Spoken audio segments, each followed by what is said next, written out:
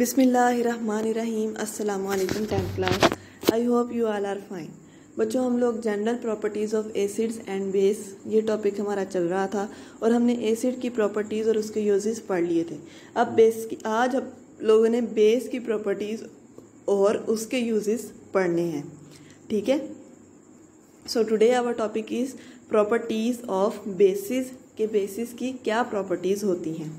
Okay बच्चों, सबसे पहले तो हम लोग इसका देखते हैं। फिजिकल प्रॉपर्टीज़ और केमिकल प्रॉपर्टीज़ दो तरह की होती हैं, सेम एसिड की तरह। तो फिजिकल प्रॉपर्टीज़ वही हैं जो हम लोगों ने चैप्टर के स्टार्ट में पढ़ी थी कि बेस है बिटर टेस्ट, उनका बिटर टेस्ट होता है और feel slippery. For example soap is slippery to touch, मतलब कि उनकी थोड़ी स्लिपरी सरफेस होती है, हम हाथ में पकड़ते हैं तो थोड़ी फिसलन वाली सरफेस होती है, तो इस लिहाज से वो थोड़े स्लिपरी होते हैं। ठीक है।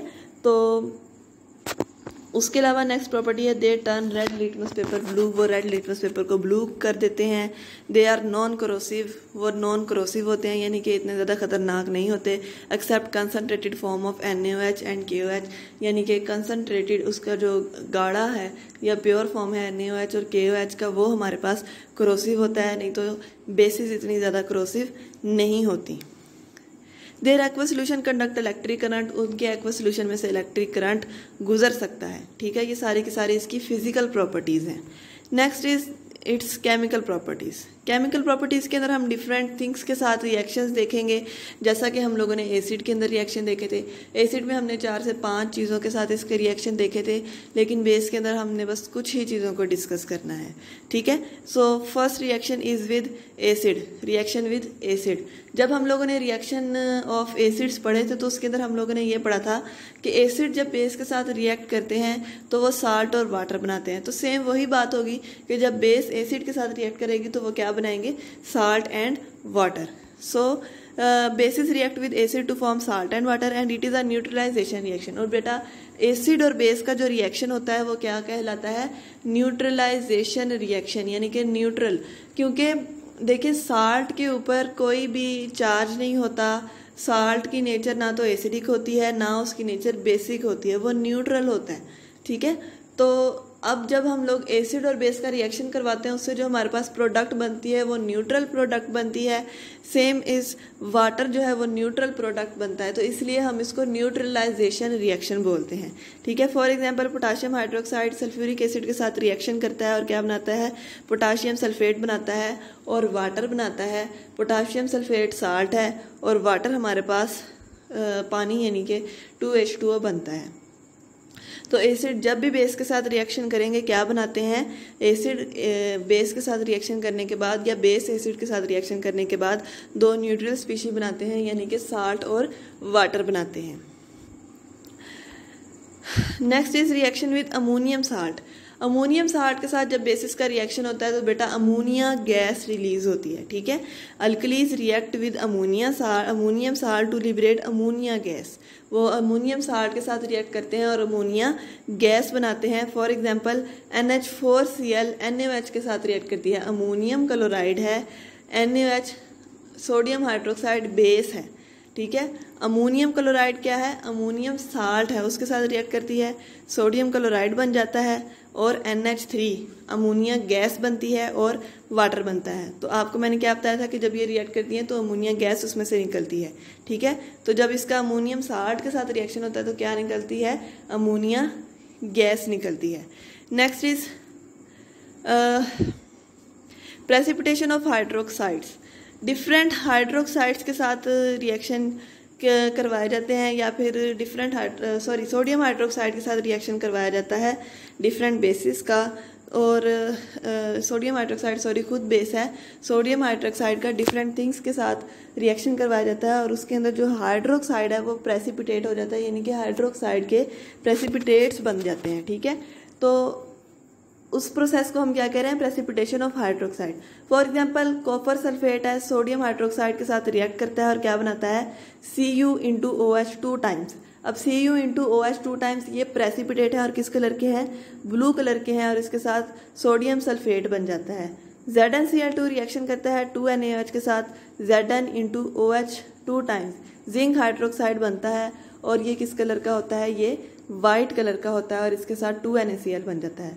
उसके बाद है FeCl3। FeCl3 रिएक्शन होता है 3NaOH के साथ। 3NaOH के साथ वो रिएक्शन करता है और Fe इंटू OH 3 टाइम्स के प्रेसिपिटेट बनाता है और ये ब्राउन कलर के प्रेसिपिटेट होते हैं और साथ अपने NaCl बनाता है। उसके बाद है Pb इंटू NO3 2 टाइम्स। इसके साथ सोडियम हाइड्रोक्साइड रिएक्शन करता है और क्या बनाता है Pb इंटू OH 2 टाइम्स बनाता है और इसके साथ 2NaNO3 बना देता है।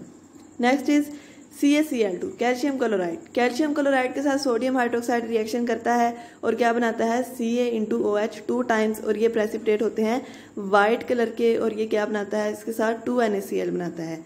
FeSO4 plus 2NaOH Fe into OH 2 times बनता है और Na2SO4 बनता है। बच्चों ये जितने हाइड्रोक्साइड के साथ प्रेसिपिटेट बनते हैं, प्रेसिपिटेशन होती है, उनके कलर बहुत इंपॉर्टेंट है। MCQs पॉइंट ऑफ व्यू से बहुत इंपॉर्टेंट है। किसी भी चीज़ का फार्मूला लिख के उसका नाम लिख के आपसे उसका कलर पूछा जा सकता है या फिर ये पूछा जा सकता है कि जब बेस प्रेसिपिटेशन करवाती है तो ब्राउन कलर के प्रेसिपिटेट किस चीज़ के बनते हैं। इस तरीके से क्वेश्चन पूछा जा सकता है। तो आपने ये इनके फार्मूलाज और इनके कलर्स अच्छे से याद करने हैं और ये केमिकल रिएक्शंस अच्छे से याद करने हैं। मुझे पता है बेटा आपका अभी केमिस्ट्री का स्टार्ट है तो केमिकल रिएक्शंस जो है ना वो याद करना थोड़ा मुश्किल होता है, लेकिन अगर आप इसको समझ के याद करेंगे ना, फॉर एग्जांपल अब देखो कॉपर सल्फेट है, उसने 2NaOH के साथ रिएक्शन किया है। आपको पता है कि यहाँ पे हाइड्रोक्साइड की प्रेसिपिटेशन होनी है तो जाहिर सी बात है कॉपर के साथ ही हाइड्रोक्साइड लगेगा और उसकी प्रेसिपिटेशन होगी। इस तरीके से अगर आप समझ के रिएक्शंस को याद करेंगे ना तो आपको उसको याद करने के अंदर कोई मुश्किल नहीं आएगी। तो ये इतना मुश्किल नहीं है, देखने में मुश्किल लगेगा आपको। तो ये MCQs के पॉइंट ऑफ व्यू से और शॉर्ट क्वेश्चन के पॉइंट ऑफ व्यू से ये बहुत इंपॉर्टेंट टॉपिक है। इसमें से MCQs किसी भी तरीके से बन सकता है। उसके बाद है बेटा यूजेस ऑफ बेसिस। अब जैसे हमने एसिड के डिफरेंट यूजेस पढ़े थे, इसी तरह बेसिस के डिफरेंट यूज हैं। सबसे पहले sodium hydroxide is used for manufacturing of soap. ये साबुन की मैन्युफैक्चर के अंदर सोडियम हाइड्रोक्साइड यूज किया जाता है। Calcium hydroxide is used for manufacturing of bleaching powder. Bleaching powder के लिए यूज होता है। सॉफ्टनिंग ऑफ हार्ड वाटर को सॉफ्ट करने के लिए यूज होता है। And neutralization acidic soil lakes due to acid rain. जब एसिड रेन होती है ना तो आपको पता है ज़मीन के अंदर थोड़ी सी एसिडिटी बढ़ जाती है और अगर ज़मीन के अंदर एसिडिटी बढ़ जाए तो वो प्लांट्स के लिए इतनी ज़्यादा इफेक्टिव नहीं होती, उनको नुकसान पहुंचाती है, उससे पौधे ख़राब हो जाते हैं। तो उसको ठीक करने के लिए डिफरेंट ये कैल्शियम हाइड्रोक्साइड बेस यूज़ की जाती है। उसके बाद है potassium hydroxide. Potassium hydroxide is use in alkaline battery. ये अल्कलाइन बैटरी के अंदर यूज़ होता है, ठीक है।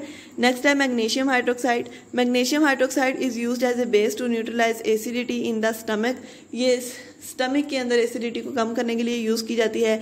It is also use for the treatment of bee stings. और अगर आपको मक्खी काट जाए तो उसके डंक का असर को ख़त्म करने के लिए भी ये बेस यूज़ की जाती है। Aluminium hydroxide is used as a forming agent in fire extinguisher.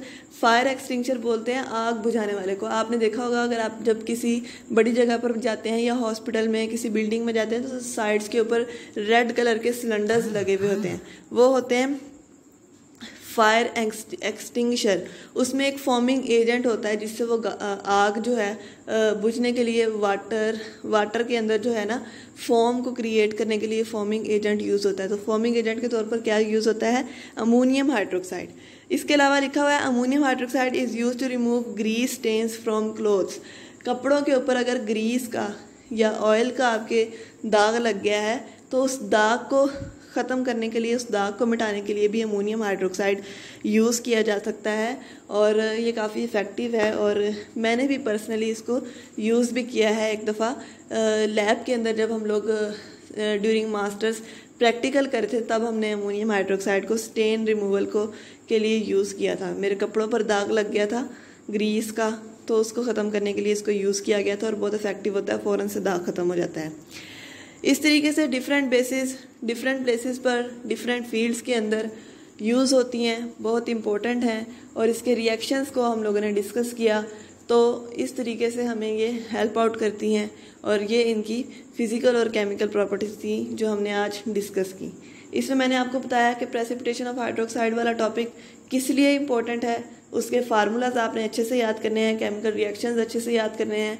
बाकी उससे पहले हमने सिर्फ 2 रिएक्शन पढ़े, एक एसिड के साथ पढ़ा है, वो हम लोगों ने पिछले लेक्चर में पढ़ लिया था, वो तो आसान ही है। दूसरा हमने अमोनियम साल्ट के साथ पढ़ा था। तो अमोनियम साल्ट के अंदर जब उसका रिएक्शन होता है उसमें अमोनिया गैस रिलीज़ होती है। और उसके बाद हमने इसके डिफरेंट यूजेस पढ़े। अल्लाह ताला आपको अपने हिफ्ज़-ओ-ईमान में रखे। उम्मीद है आपको समझ आई होगी। अल्लाह हाफिज़।